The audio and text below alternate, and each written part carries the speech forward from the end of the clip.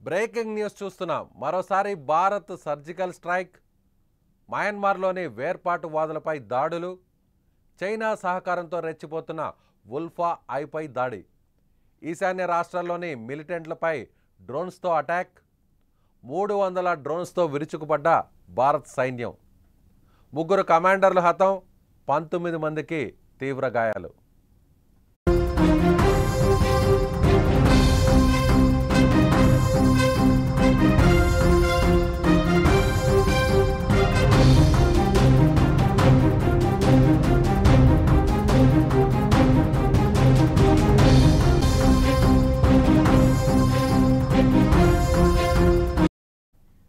పాకిస్తాన్పై operation Sindoor తర్వాత భారత్ మరోసారి surgical స్ట్రైక్ని చేపట్టింది.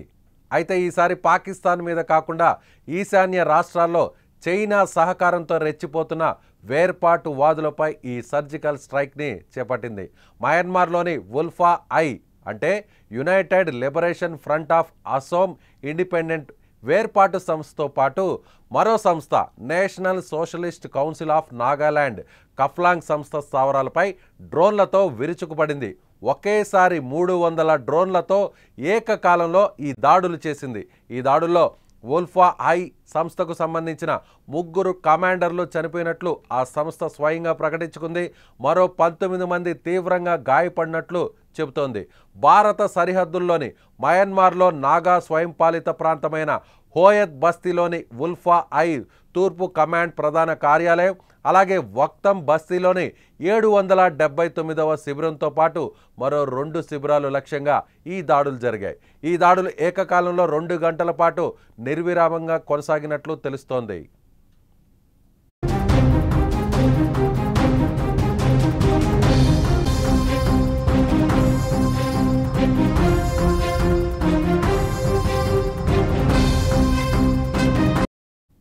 ఈశాన్య రాష్ట్రాల్లో భారత్ని ఇబ్బంది పెడుతున్న వేర్పాటువాదులపై జరిపిన ఈ దాడులకు 300కు పైగా డ్రోన్లను వినియోగించినట్లు సమాచారం. ఈ దాడుల్లో ఉల్ఫా ఐ అగ్ర కమాండర్ నయన్ మేది అలియాస్ నయన్ అసోం మరణించినట్లు ఉల్ఫా ఐ తెలిపింది. పరేష్ బారువా నేతృత్వంలోని నిషేధిత ఉల్ఫా ఐ సంస్థకు ఆయన కీలక వ్యూహకర్తగా, సైనిక శిక్షకుడుగా ఉన్నాడు. అలాగే ఈ డ్రోన్ దాడుల్లో NSCN-KKకు సంబంధించిన శిబిరాలు కూడా పూర్తిగా దెబ్బతిన్నట్లుగా తెలుస్తుంది. కాగా నయన్ అసోం అంత్యక్రియలు నిర్వహిస్తున్నటువంటి సమయంలోనే శిబిరంపై మరోసారి క్షిపణి దాడి జరిగిందని ఉల్ఫా ఐ పేర్కొంది. ఆ సమయంలో బ్రిగేడియర్ గణేష్ అసోం, అలాగే కల్నల్ ప్రదీప్ అసోం మరణించారని ప్రకటించుకుంది. ఈ దాడులకు ప్రతీకారం తీర్చుకుంటామని స్పష్టం చేసింది. మయన్మార్లోని కచిన్ ఇండిపెండెంట్ ఆర్మీ, నాగా తిరుగుబాటుదారులు, పాక్ గూఢాచార సంస్థ ISI, ఆఫ్ఘన్లోని ముజాహిద్దన్తో ఉల్ఫా ఐకి సంబంధాలున్నట్టుగా తెలుస్తుంది. మరోవైపు దీని వెనక చైనా సపోర్ట్ కూడా నడుస్తున్నట్టుగా సమాచారం. మయన్మార్లోని నిషేధిత ఉల్ఫా ఐ శిబిరాలపై డ్రోన్ దాడులు చేయలేదని భారత సైన్యం ఆదివారం స్పష్టం చేసింది. ఉల్ఫా ఐ చేసిన ప్రకటనను భారత సైన్యం ఓ ప్రకటనలో ఖండించింది.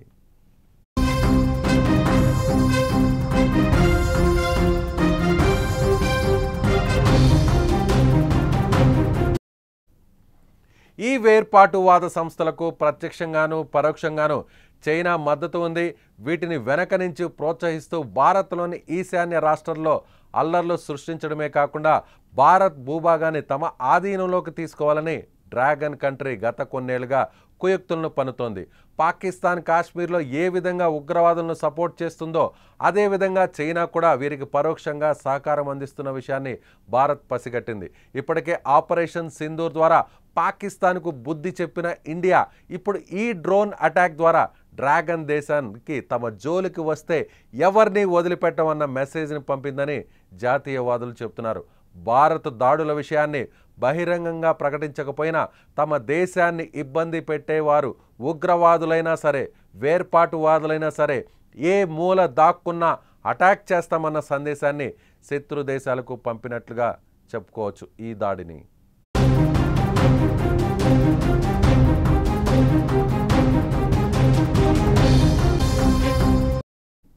ఇప్పటికే కశ్మీర్, ముఖ్యంగా పాక్ ఆక్రమితటువంటి కశ్మీర్ నుంచి అనేక మంది ఉగ్రవాదులను భారత్లోకి చొరబాటు చేసే విధంగా పాకిస్తాన్ ప్రయత్నిస్తున్న విషయం తెలిసిందే.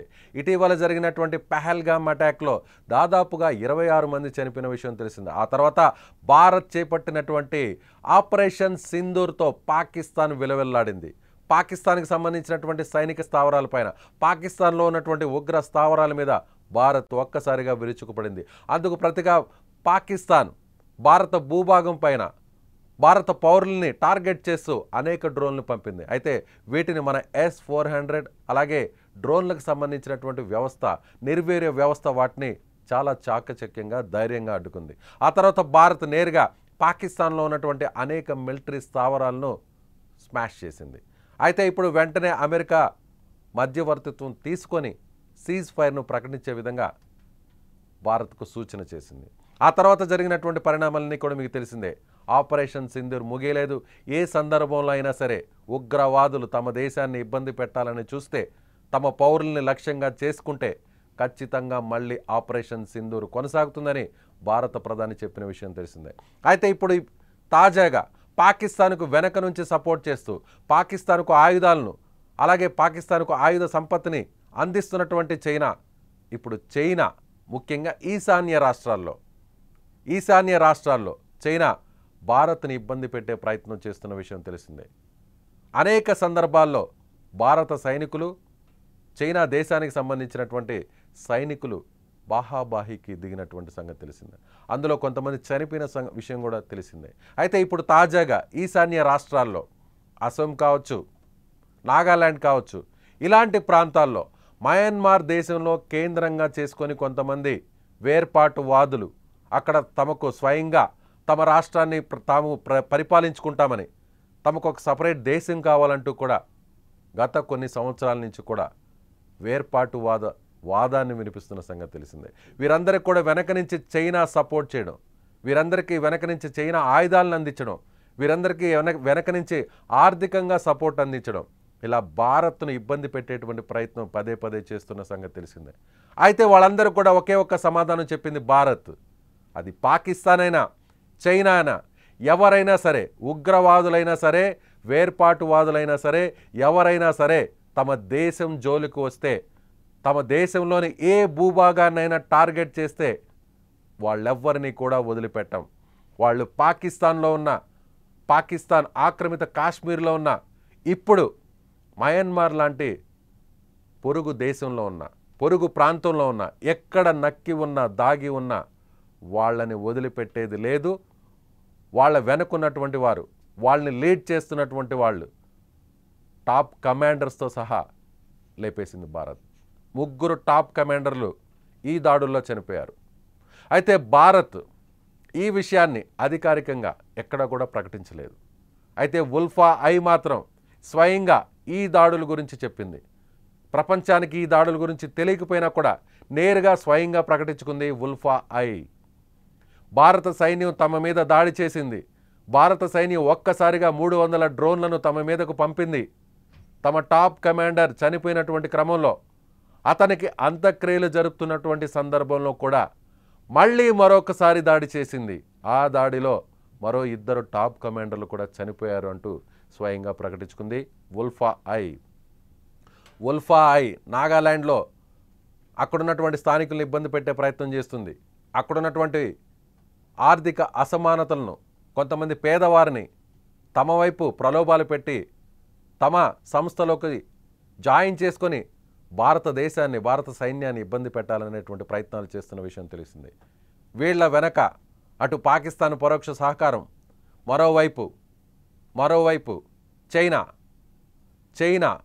సో ఇప్పుడు చైనాకు కూడా చెప్పకనే చెప్పింది భారత్, తమ జోలికి వస్తే ఎవరిని కూడా వదిలిపెట్టమంటూ ఒక స్ట్రాంగ్ మెసేజ్ను పంపింది ఈ దాడుల ద్వారా.